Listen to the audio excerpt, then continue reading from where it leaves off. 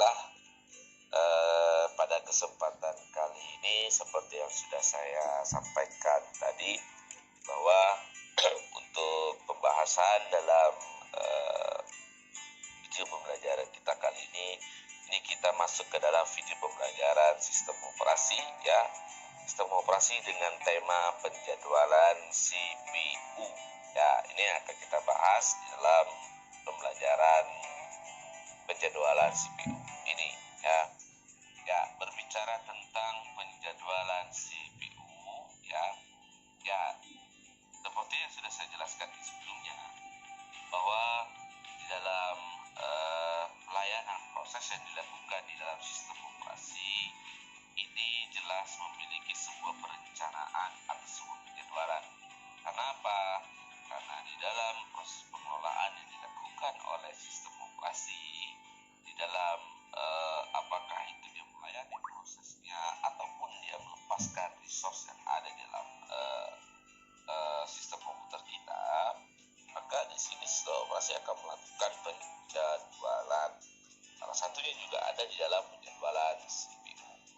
Nah, algoritma penjadwalan di dalam sini tadi ini dengan tujuannya untuk memilih, ya, dari proses-proses yang berada di memori atau ready to execute dan memberikan jatah CPU ke salah satu proses tersebut. Nah, ini maksudnya adalah dengan ada algoritma penjadwalan yang dilakukan oleh sistem operasi, ya, terhadap pelayanan prosesnya, ini dengan maksudkan supaya bisa memilih proses mana yang akan dilalui dan akan dilayani terlebih dahulu, sehingga ya bisa memberikan jatah kepada CPU, ya, untuk melayani proses-proses tersebut, sehingga tidak terjadi rebutan dalam pelayanan proses. Maka dibutuhkan yang namanya penjadwalan CPU. Kapan keputusan untuk algoritma dilakukan tadi? Jika saat suatu proses itu dilakukan switch dari running to waiting. Berarti di saat perpindahan proses, ya, dari status running menuju ke waiting. Dan ada lagi yang kedua, yaitu status running to ready. Berarti di saat perpindahan proses dari status running ke ready. Setelah itu ada lagi di saat status proses perpindahan proses dari waiting to ready. Jadi di saat proses itu sedang menunggu, ya, untuk penyelesaian prosesnya, ini jelas sistem operasi juga akan melakukan yang namanya algoritma penjadwalannya. Nah, dan yang terakhir dengan proses terminate. Apa itu terminate? Ini adalah penyelesaian prosesnya. Itu, ya. Ini keputusan yang dimana algoritma penjadwalan yang akan dilakukan oleh sistem operasi terhadap pelayanan prosesnya di dalam penjadwalan CPU. Nah, kemudian, ya, di sini terlihat, ya, bahwa di dalam proses tersebut ya, dari penjadwalan switch dari status running ke waiting dan menuju ke terminate, ini dia termasuk ke dalam sebuah penjadwalan yang non-preemptive. Maksudnya dia tidak akan memprioritaskan apapun di proses yang sedang berjalan. Pertama, ya, di sini akan dituntaskan sampai habis, sehingga nanti baru dia akan melayani proses kedua dan seterusnya. Nah, yang khususnya untuk nomor tadi proses dari switch, ya, switch perpindahan proses dari status running ke ready, dari khususnya status waiting to ready, ini termasuk ke dalam penjadwalan yang preemptive. Nah, ini seperti yang sudah saya sampaikan tadi, ya. Jadi ada yang penjadwalan yang masuk ke dalam preemptive, ada penjadwalan yang masuk ke dalam non preemptive. Oke, tadi sudah dijelaskan. Next, lanjut. Ya, di dalam penjadwalan CPU, ya, ini tadi juga sudah dijelaskan. Ya, ini, ya, running to waiting time to terminate, ya, ini akan masuk ke dalam yang namanya non preemptive. Dan jika misalkan prosesnya masuk ke dalam running to ready stage, ya, menuju waiting to ready stage, maka ini masuk ke dalam yang namanya preemptive. Apa sih tujuan dari penjadwalan? Nah, tujuan dari penjadwalan di sini, ya, pastinya adalah yang pertama fairness. Maksudnya fairness apa? supaya di dalam pelayanan proses yang dilakukan ya di dalam CPU ataupun dalam sistem operasi tadi ya ini terdapat pemberlakuan pelayanan yang adil ya untuk semua job atau pekerjaan yang dilakukan dari setiap masing-masing proses sehingga tidak terjadi rebutan ya di saat proses tersebut kita dilayani. Nah, kemudian yang kedua ini memaksimumkan throughput. Apa itu throughput? Throughput di sini adalah sebuah terobosan yang dimana yang dilakukan oleh CPU supaya CPU itu agar tetap terus lebih bekerja dengan maksimal atau ya supaya si CPU itu terlihat memang luar biasa dalam pekerjaannya, dia terlalu sibuk ya. Nah, dengan hal seperti ini sehingga dengan ada terjadinya terobosan tersebut ini akan bisa memaksimalkan penggunaan dari prosesor. Nah, ini tujuan dari penjadwalan. Kemudian supaya tidak terjadi yang namanya waktu tunggu yang besar ya. Dengan ada penjadwalan ini adalah memperkecil waktu tunggu atau tidak terjadinya overheat ya. Kalau sudah terjadi overheat ini sangat berbahaya ya bagi proses-proses yang sedang menunggu ya. Kemudian tujuan yang berikutnya supaya penggunaan resource di dalam sistem operasi kita dan sistem komputernya itu biar seimbang. Nah, supaya tidak terjadi ada yang tidak digunakan. Maka dengan ada yang namanya penjadwalan ini ya setiap masing-masing resource di dalam sistem komputer kita itu bisa tercover ya dengan penjadwalan sehingga bisa mengetahui penggunaan dari setiap masing-masing resource tersebut. Nah, kemudian tujuan penjadwalan juga tidak terjadi namanya penundaan waktu yang tak terhingga ya. Memang ada proses suspend proses di dalam pelayanan proses, akan tetapi jika misalkan suspend proses tersebut itu tidak terjadi, kapan waktu kembalinya berjalan proses tersebut, nah ini jelas akan mengganggu nantinya proses-proses yang lain. Makanya itu dengan ada penjadwalan supaya tidak terjadinya penundaan waktu yang tak terhingga tadi. Jadi tadi ya kan, supaya bisa mendeteksi ya kegiatan yang dilakukan sumber daya atau resource di dalam sistem komputer kita. Nah, dengan ada penjadwalan yang ini sangat gampang bagi sistem operasi untuk mendeteksi kira-kira jadwal tersebut yang mana yang sedang berlangsung, yang sedang dilayani ya. Tujuan dari yang namanya CPU ya, komponen yang terlibat khususnya di dalam penjadwalan CPU ini adalah dispatcher. Ya, apa itu dispatcher? Nah, pasti teman-teman di sana sangat bertanya, pasti dispatcher itu, maka di sini dijelaskan bahwa dispatcher ini merupakan suatu modul ya yang memberikan kontrol CPU kepada proses yang sedang berjalan, yang sedang terjadwal.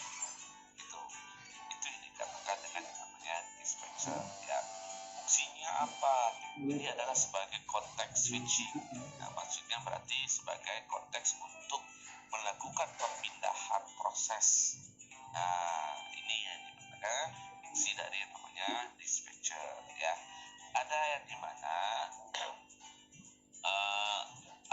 di dalam dispatcher ini ya kategori masuk ke dalam dispatcher latency ya. Dispatcher latency di sini waktu yang dibutuhkan untuk menghentikan suatu proses dan menjalankan proses lain.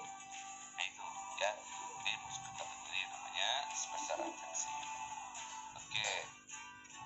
Nah, ada beberapa kriteria penjadwalan. Jadi dikatakan penjadwalan yang baik dan tidak itu seperti apa? Ini dia kriteria penjadwalan yang dikatakan baik atau tidaknya. Ini pasti salah satunya masuk ke dalam yang namanya tujuan tadi. Ya, yang pastinya ya penjadwalan itu dikatakan penjadwalan baik jika yang pertama adalah fairness ya. Kedua adalah CPU utilization, berarti apa? CPU atau prosesor itu selalu bekerja ya, tidak ada berhenti ya,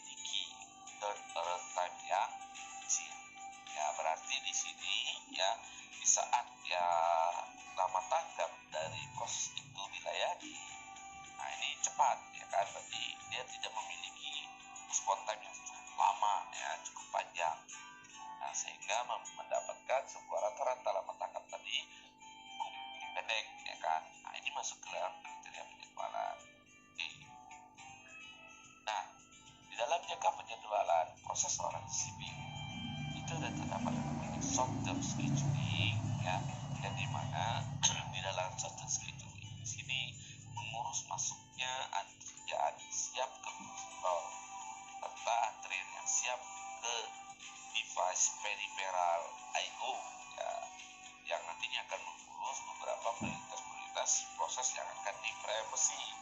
Jadi ini akan masuk ke dalam yang namanya penjadwalan prosesor yang short term scheduling. Nah, kemudian yang kedua ada yang namanya medium term scheduling, yang mengurus terhadap proses yang dikeluarkan dari prosesor yang belum rampung. Jadi jika misalkan ada ya sebuah proses yang belum rampung yang dikeluarkan, ini akan masuk ke dalam penjadwalan yang short medium term scheduling. Ya, yang ketiga ada yang nanti yang datang duluan di nol. Time yang serta di dalam pelayanan proses terhadap khususnya PSGM. Nah, inilah dia algoritma penjadwalan yang dilakukan oleh sistem operasi kita di dalam pelayanan proses terhadap khususnya penjadwalan CPU. Nah, ini juga diberlakukan untuk pelayanan source yang lain.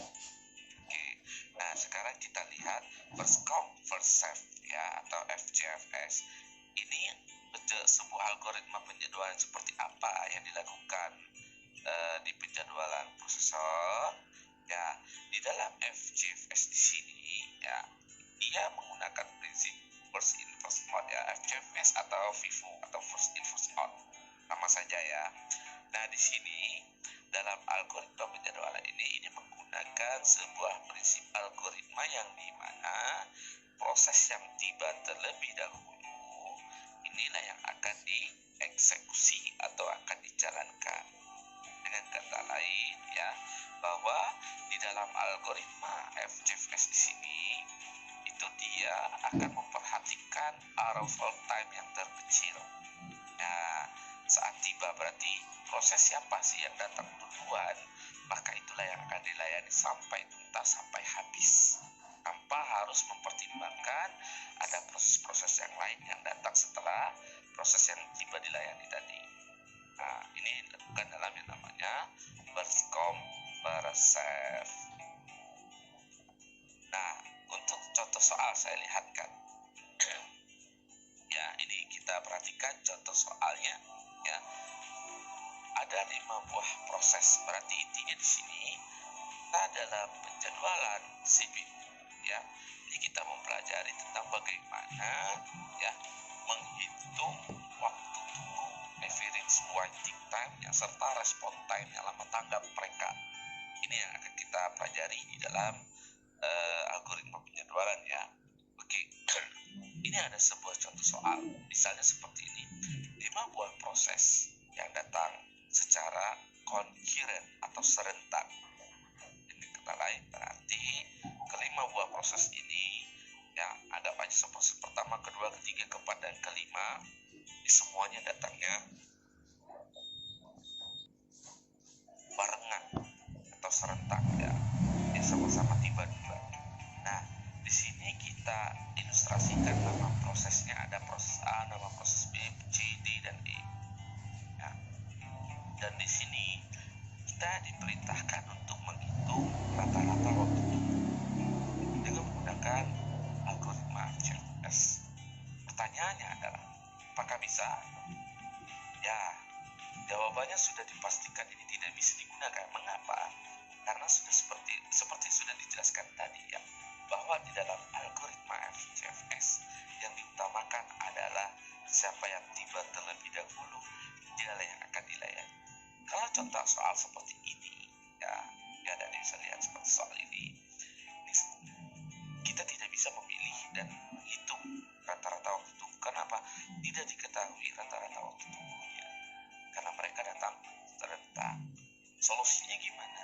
Berarti di sini sistem operasi akan memperhatikan adalah ya siapa yang memiliki lama proses yang terpendek. Maka ini akan menggunakan algoritma penjadwalan shortest job first. Ya. Nah, untuk lebih detailnya ya, soal dari ya ini ya untuk soal FCFS yang tepat. Oke, bisa seperti ini ya.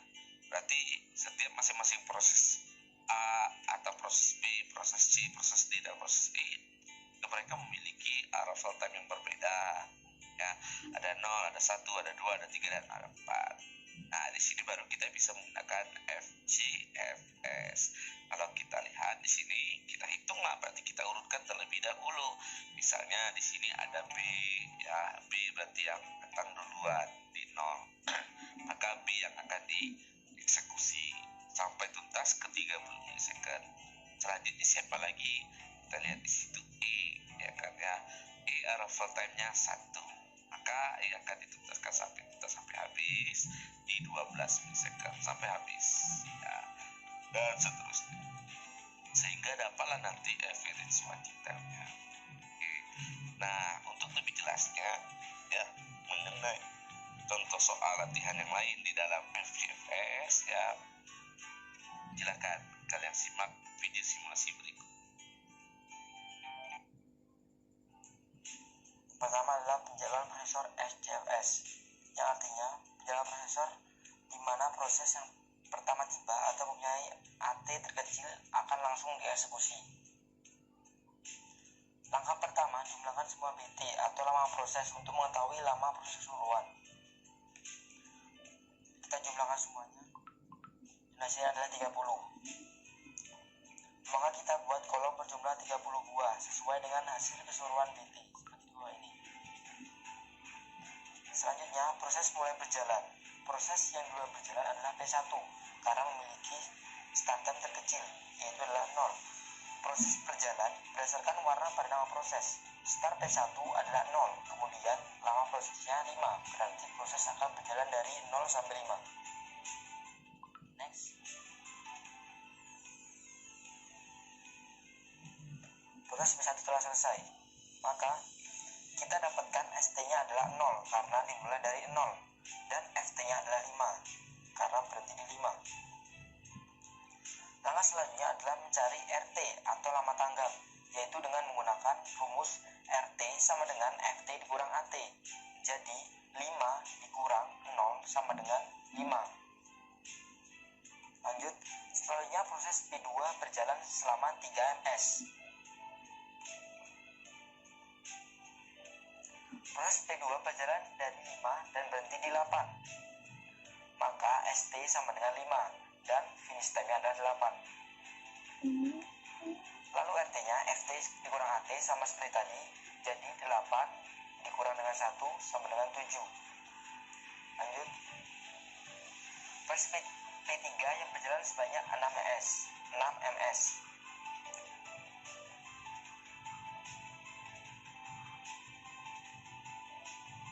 Nah, proses P3 telah selesai, dimulai dari 8 dan berakhir di 14. ST8, FT14, dan RT-nya 14 dikurang dengan 2 sama dengan 12. Selanjutnya adalah proses P4 berjalan sebanyak 1 ms saja.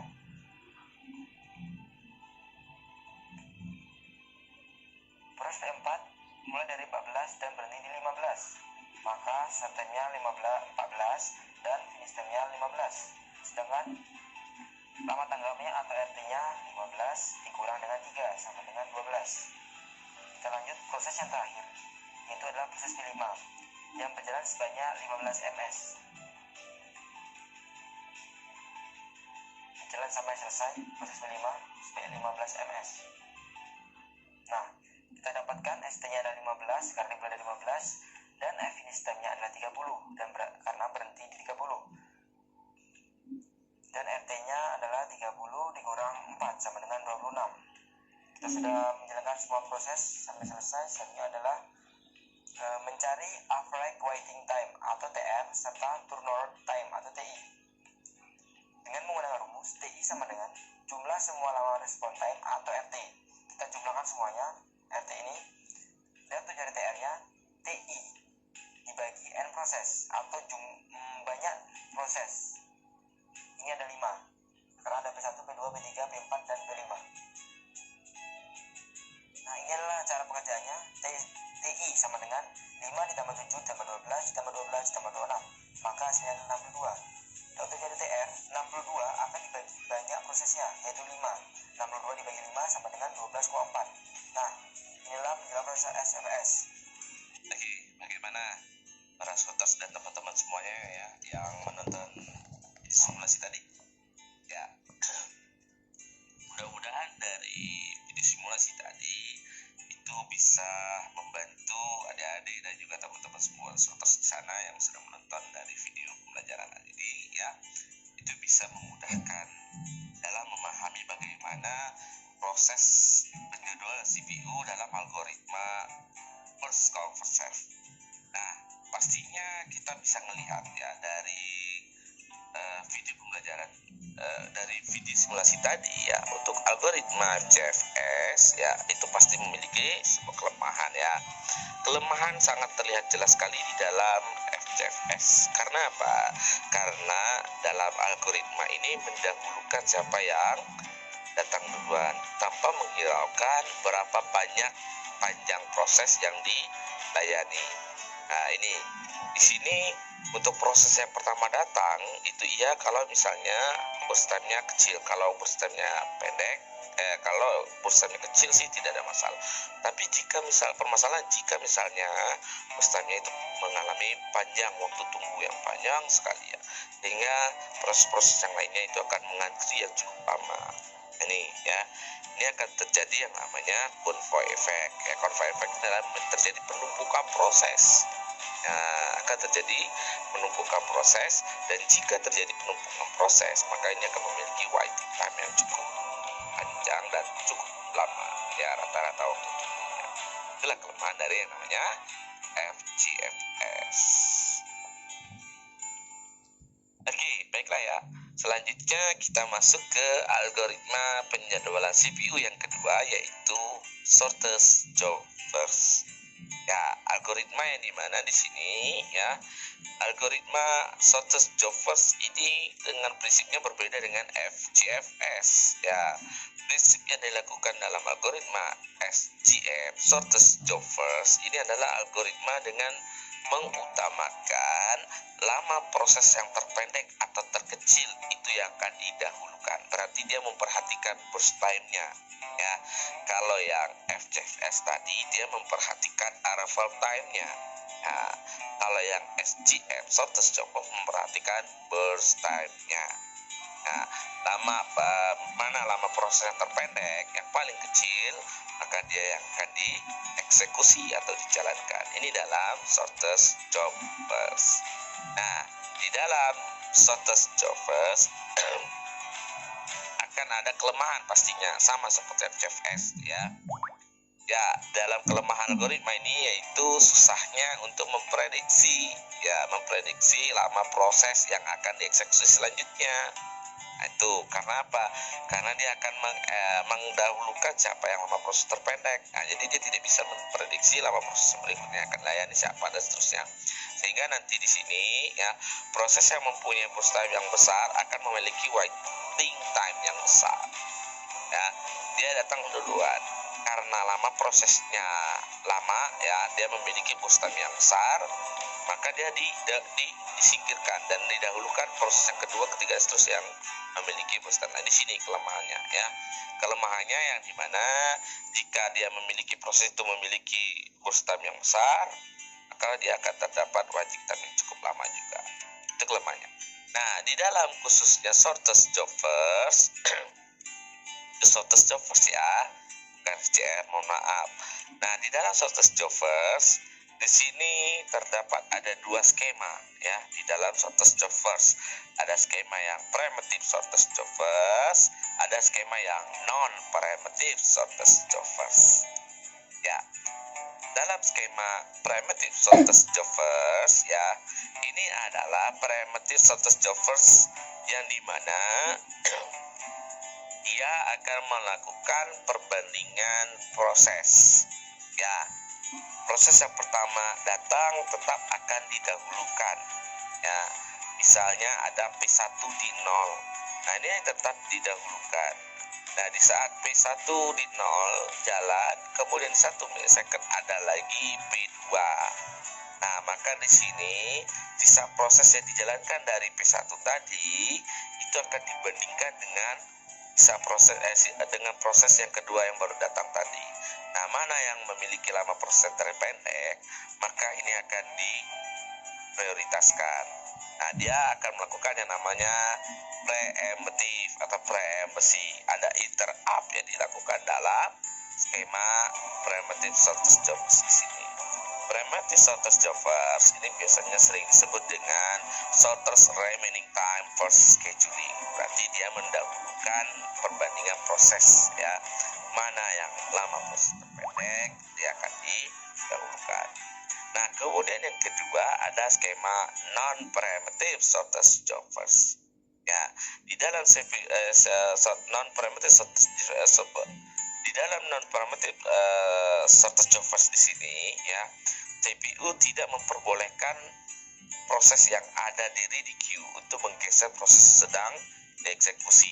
Maksudnya di sini, ya, dalam non-preemptive shortest job first, CPU akan terus berjalan, akan melayani proses yang sedang berjalan. Pertama, misalnya P1 tadi, dia datang di 0 karena dia datang duluan, ya kan, ya. Kemudian sama lama proses 30 milisecond.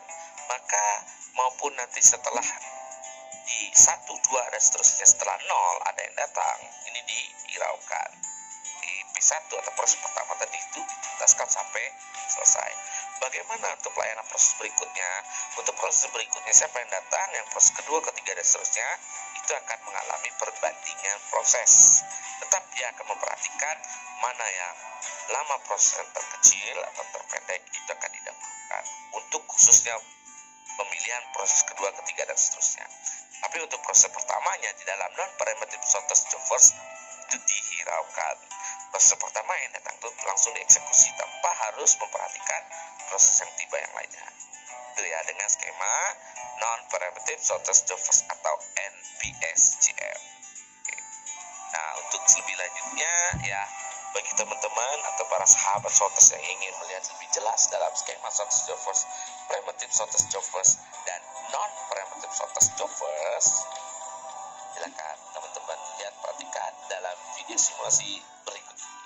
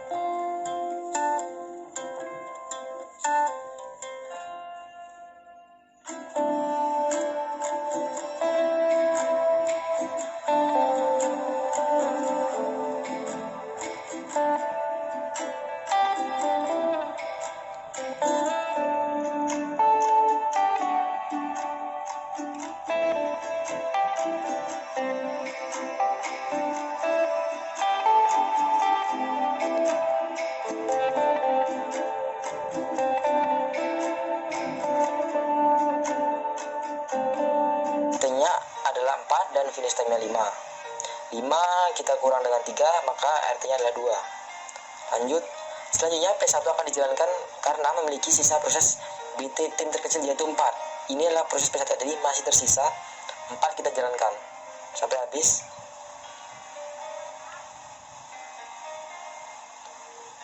Nah, P1 sudah selesai, kemudian kita cari ST dan FT-nya. Ini perlu diperhatikan untuk mencari ST dan FT-nya bukan dari sini, tapi kita dari awal perbandingan tadi, yaitu dimulai dari 0 dan berakhir di 9. Lanjut, nah untuk mencari kemudian kita cari RT-nya, 9 dikurang 0 sama dengan 9. Selesailah proses P1. Kemudian P3 akan dijalankan karena memiliki sisa proses terkecil yaitu 6. Ini P3, kita jalankan sampai habis.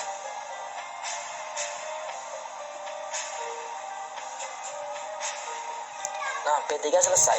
Untuk mendapatkan ST dan FT, dilihat dari kotak di bawah ini. Kita lihat ini, ST-nya 9 dan finish time-nya 15. 9, 15, kemudian FT-nya, RT-nya, FT dikurang AT, 15 kurang 2 sama dengan 13. Kita lanjut untuk proses yang terakhir, yang tersisa adalah P5. Karena P5 tinggal sendirian, maka tidak akan ada perbandingan lagi. Maka P5 akan dijalankan sampai habis atau sampai selesai. Ya, kita tunggu sampai habis.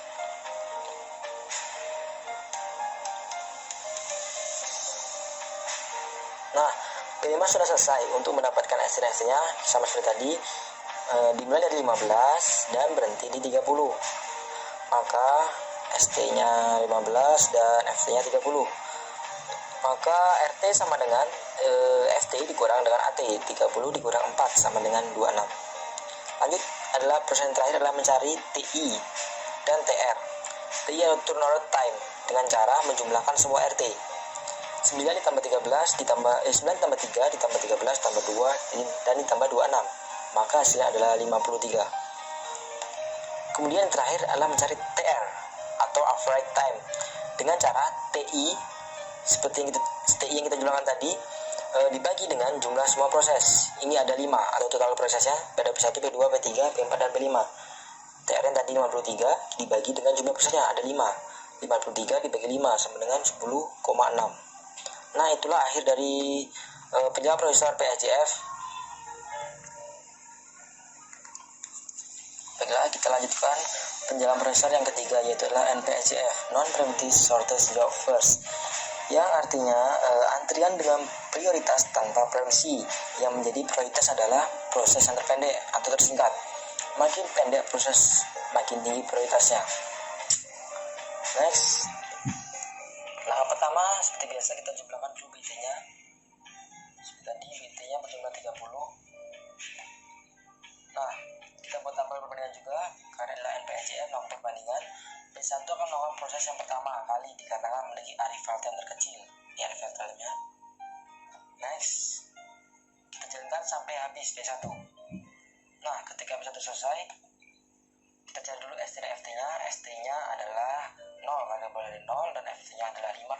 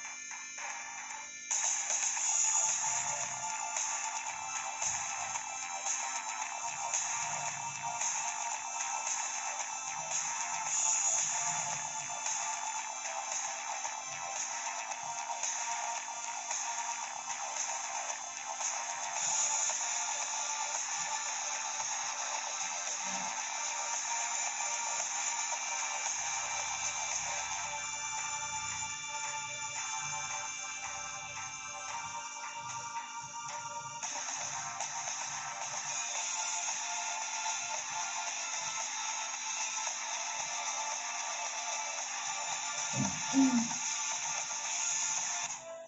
baiklah, bagaimana para sobat-sobat semuanya dari penjelasan tentang penjadwalan CPU? Ya, tadi kita sudah banyak dibahas di dalam penjadwalan CPU, ya kan? Ada mengenai kriterianya, kemudian untuk melihat dari jangka penjadwalannya, serta algoritma penjadwalannya. Dan algoritma penjadwalan CPU ada FGFS, ada primitive shortest job cost, non-primitive shortest job cost, kemudian ada round robin dan HPRN, IGS penalty ratio index. Nah, di kali video ini itu kita baru batas pembahasan dalam algoritma penjadwalan FGFS, kemudian primitive shortest job cost dan juga non-primitive shortest job cost. Di next video saya akan menjelaskan dan melanjutkan kembali dari pembahasan penjadwalan CPU di dalam algoritma penjadwalan round robin dan Haigis penalty ratio next. Oke, baiklah, ya sebelum saya tutupi, jika misalkan video tadi ya sudah saya jelaskan tadi di dalam pembahasan penjadwalan CPU bermanfaat untuk kalian ya dan bisa dipahami, silakan di like dalam video ini dan jangan lupa kalau misalkan memang ada ya kalian tidak dipahaminya atau dari sisi perhitungan empiris dan seterusnya, silakan ya di menit beberapa nanti silakan tinggalkan di kolom komentar dan jangan lupa jangan sampai ketinggalan untuk di next videonya ya. Bukan hanya sekedar dalam pembahasan media pembelajaran, di depan kita akan coba untuk terus akan membuat sebuah video-video pembelajaran dan juga video tutorial ataupun live streaming lainnya, khususnya mungkin untuk di bidang teknologi komputer. Saya berdiri, saya Ihsan Wijaya, ya jangan lupa ya dipantau terus, dimonitor terus, kita akan update terus untuk videonya. Ya, saya berdiri. Assalamualaikum warahmatullahi wabarakatuh. Sampai bertemu kembali di next video di Ibnu Sword Channel.